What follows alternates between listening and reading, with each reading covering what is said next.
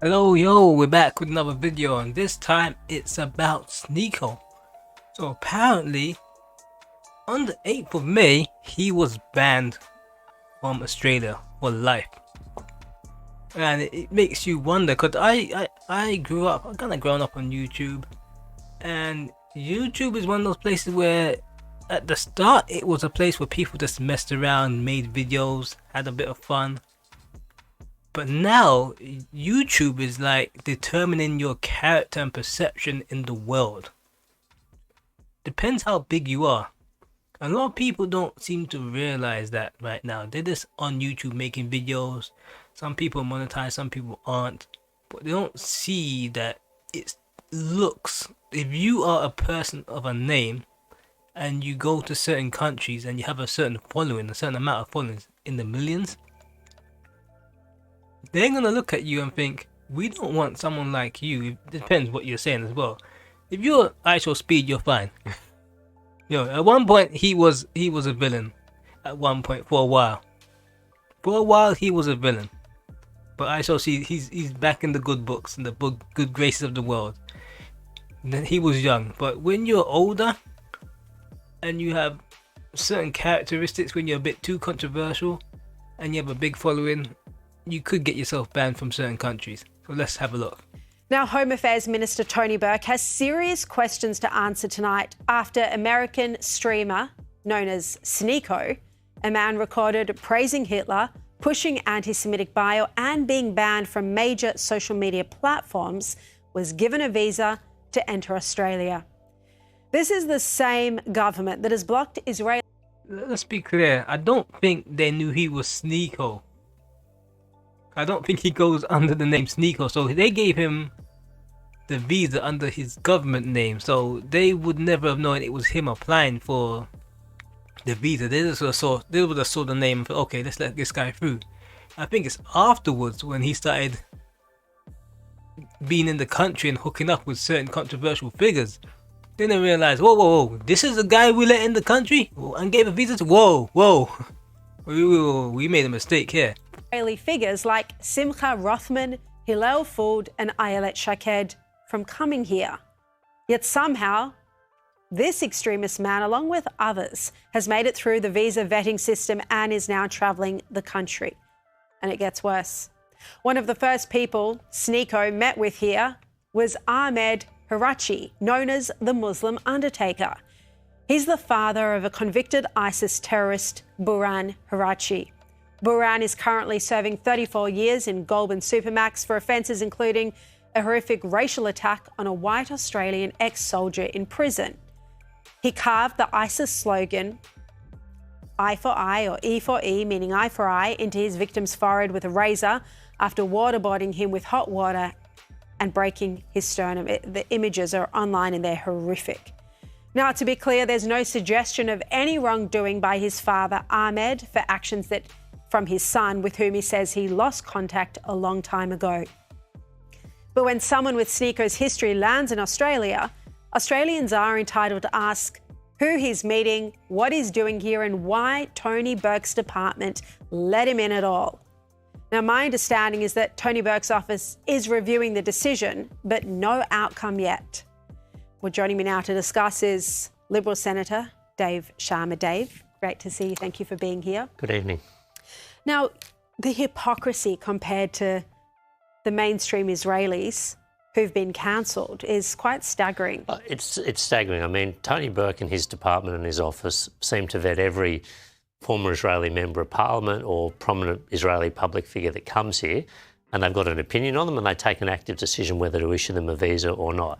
Now, I have no difficulty in scrutinising the conduct of people coming to Australia and making sure they're not stirring up social division, but that needs to be applied equally. How can someone like Sneako, who's been banned from YouTube, I mean, YouTube has said you can no longer operate on our channels and platforms. He's not banned. He was banned from YouTube, but he's back on it. So I don't know where he's getting his information from. It's a bit weird. But here's Tony Burke's department giving him a platform across our entire nation. And he's not the first. I mean, we've had at least 2 by my counts, radical hate preachers being allowed into Australia by Tony Burke's department, given a visa, whose visas have only been cancelled after a public outcry. That's simply not good enough.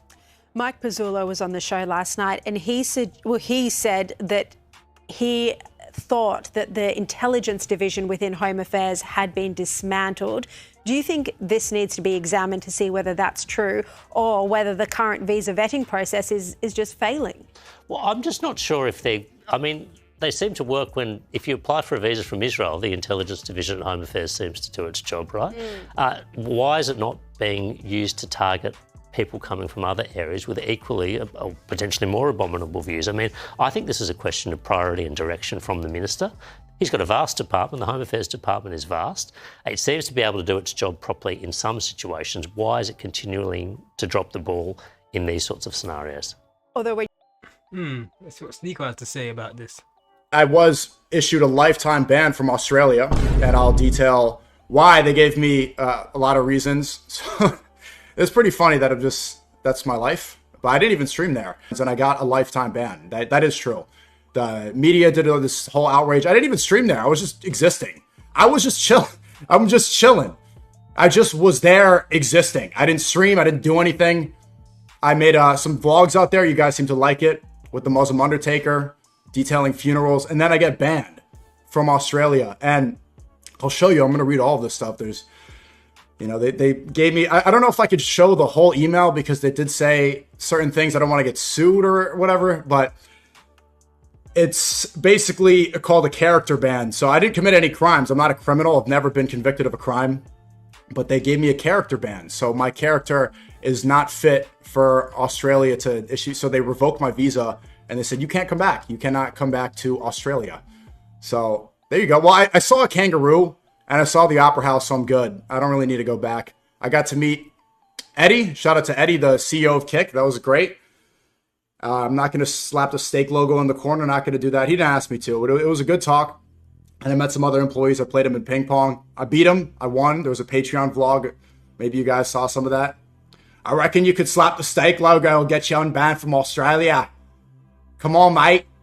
If you want to come back to Australia, slap the steak logo. I can't do it. But I don't need to. I mean, it is what it is. I saw a kangaroo. I saw a koala. I went to the zoo. I saw the Opera House, took a photo. So I'm good. Cross it off the bucket list. But I was. Okay, so yeah, they don't like his character. So it goes to show that when you're on YouTube and you're growing, be careful how you grow. Because if you grow and you're very controversial, I mean, a lot of people say that's the best way to grow. You have to stir up the pot a bit, poke a couple of beers, to get people talking about you. But there are ways to grow on YouTube, and the proper way takes longer.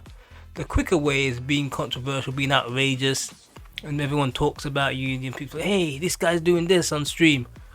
You grow that way, but then that's where you have to be acting a bit foolish, be hanging around with a bunch of people that character-wise would not fit. They're a bit like, he's hanging around with a bunch of racists at one point, You need to think about these people he was hanging around with.